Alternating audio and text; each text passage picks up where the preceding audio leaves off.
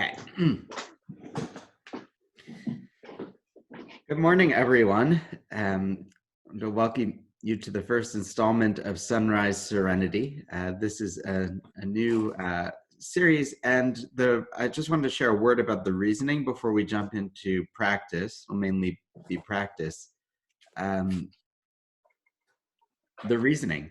There is a thing that happens when people are physically isolated from other people, which is pretty hard to escape, and it's a cycle.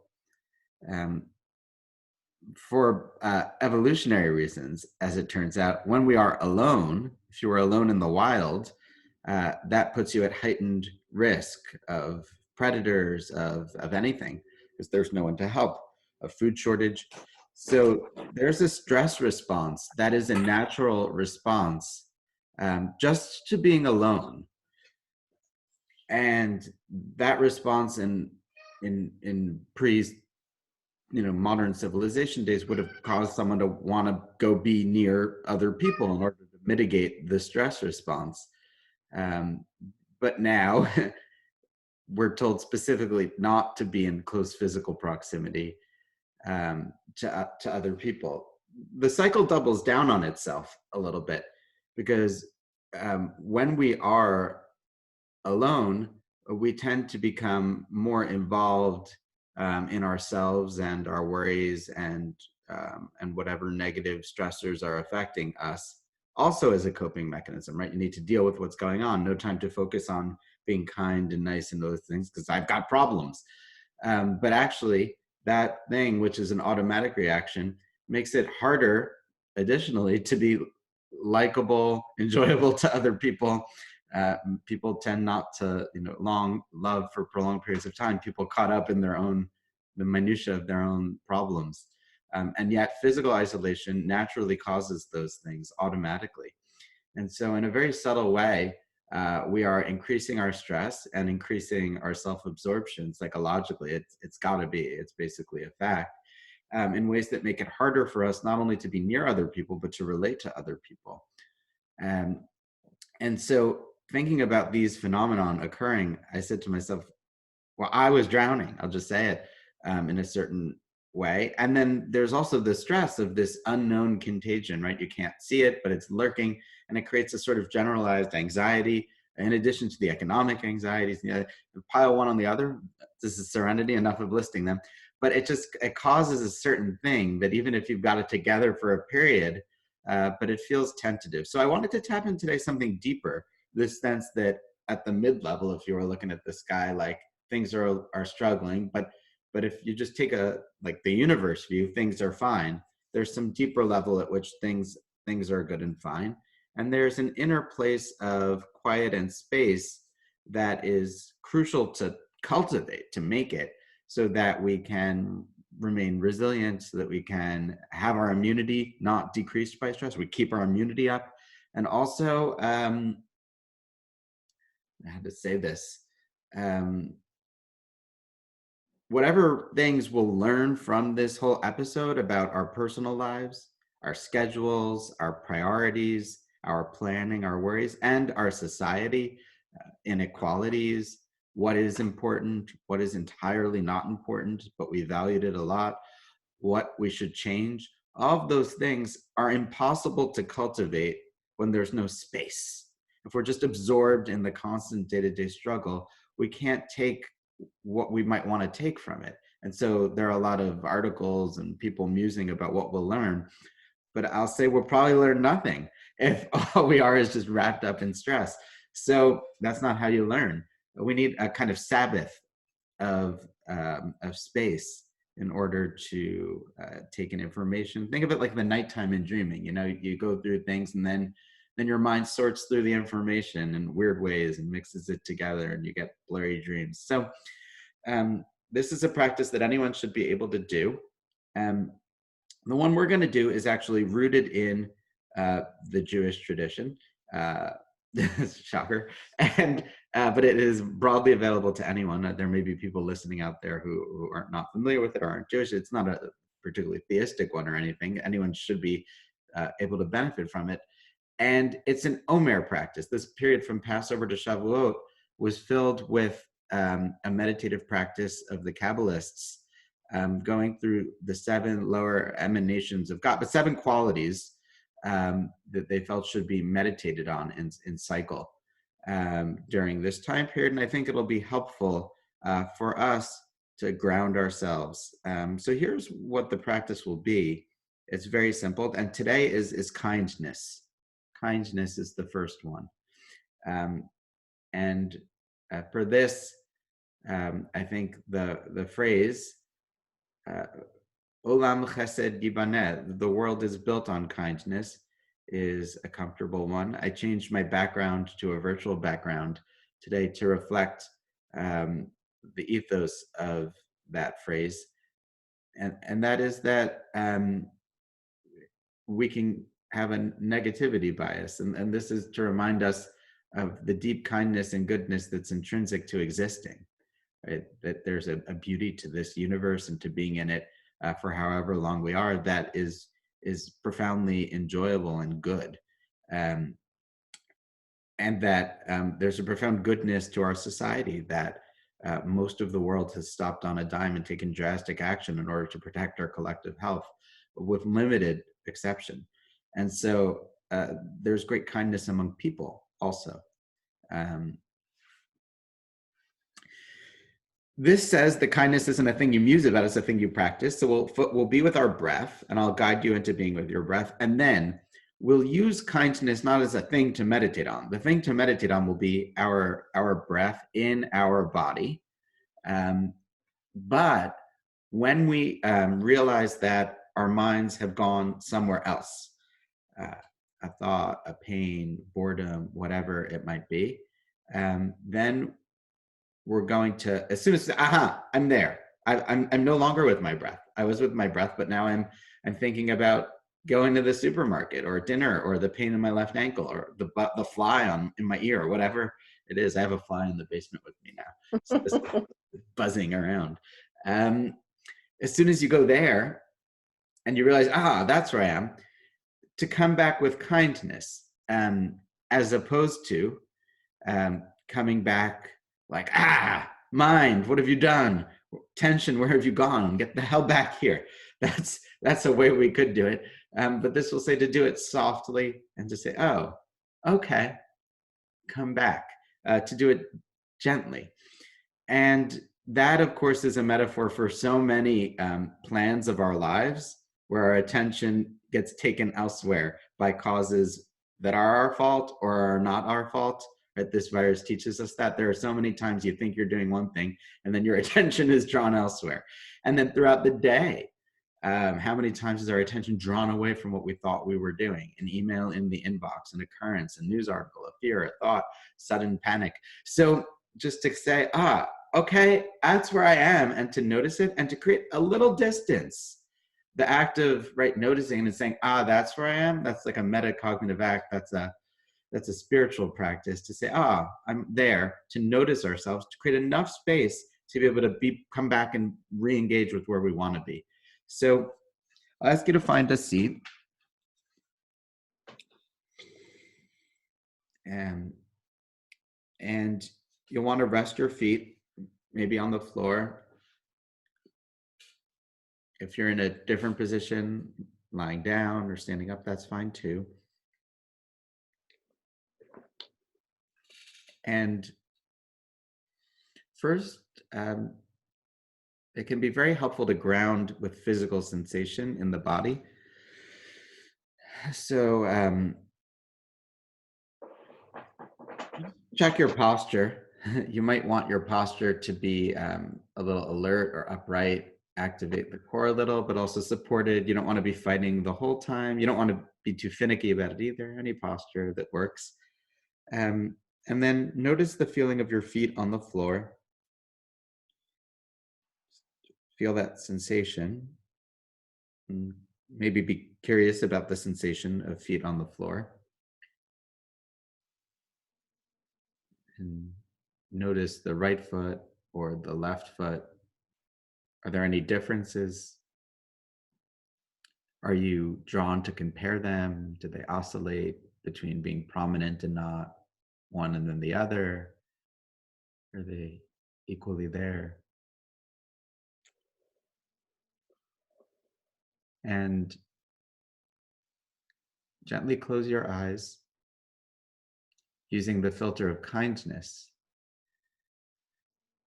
as a background to even how you enter into the practice.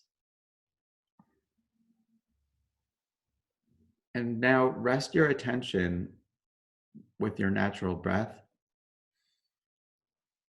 It's helpful to pick a spot, one spot, to just chart the breath coming in and out. And maybe you'll choose the nasal cavity, the nose and the mouth. Maybe you'll choose the lungs filling up, or maybe you'll choose the diaphragm expanding and contracting. But just pick one, it doesn't really matter. Somewhere where it's easy. And even the breath, just have a filter, a lens of kindness over it. The breath, we're taking in the oxygen produced by the plants, a form of collaborative kindness. And we breathe out carbon dioxide, which is absorbed by so much of the plant life on this planet in order to survive in a symbiosis. There's just background kindness going on constantly just to living. And settle into the breath and rest your attention kindly and gently there. Don't force it there. Just kind of let it stay there. It's natural rhythm. You don't need to do anything to breathe. Let the breathing take over. And when you notice that your attention is elsewhere, it'll take some time when you're distracted before you notice that you've gone somewhere often. Say, that's where I am. And noting any urge to be harsh or to say bad meditator, bad meditation, boring, painful, stressful, whatever, noting that and saying, okay, and with kindness, just coming back to your breath again as many times as you need. And we'll sit here with the breath.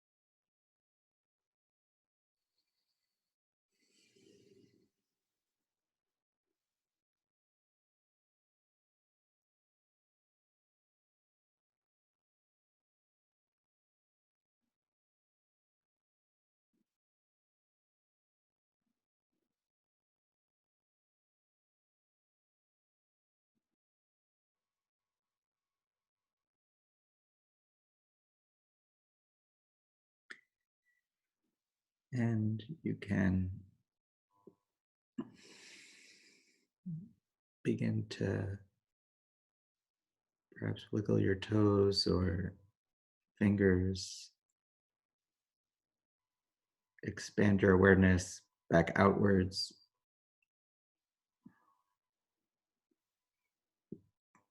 taking stock of where you are.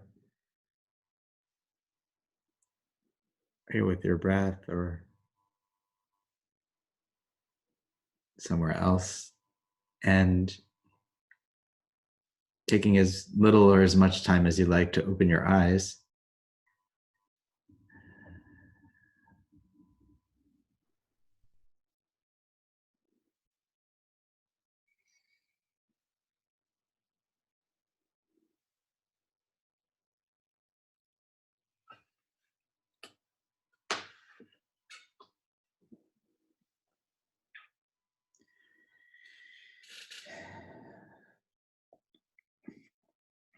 And the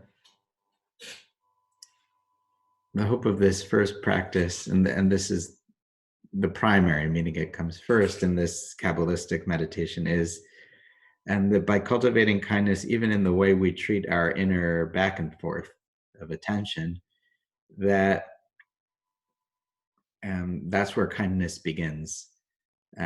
We can't harshly force ourselves into being kind, and that is a sort of way of being that will radiate out. And also, this is a practice, so it requires a little. It's like a muscle, it needs work. So it's not bad to be distracted because that just gives us a chance to exercise the muscle of trying to kindly come back, as opposed to how one might look at it. We'll end each day with a chance um, for any a question about the practice or a comment, and also if anyone wants to journal afterwards, I think that could be helpful in just creating a little space if you want. There's no pressure to do it to write about how you're doing or how you're processing this practice or the world more broadly. And so we'll end each time with a prompt to do that, or if anyone has a question or comment.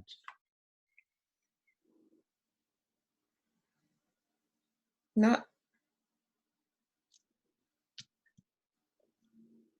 Great. I thank you all for coming. Of course, if you have a question or comment about the practice, you can also ask me offline if you prefer not to do it here. And next time, Thursday morning, we'll be working with Gevurah, with inner strength, the next in this progression. Still doing, using the breath as a sort of object of attention for our meditation in our bodies, but working with strength, using strength, which is the next thing subsumed under kindness, actually. So thank you all for coming, and I hope everyone has a great day. Thank Okay. you. So, Bye. Bye.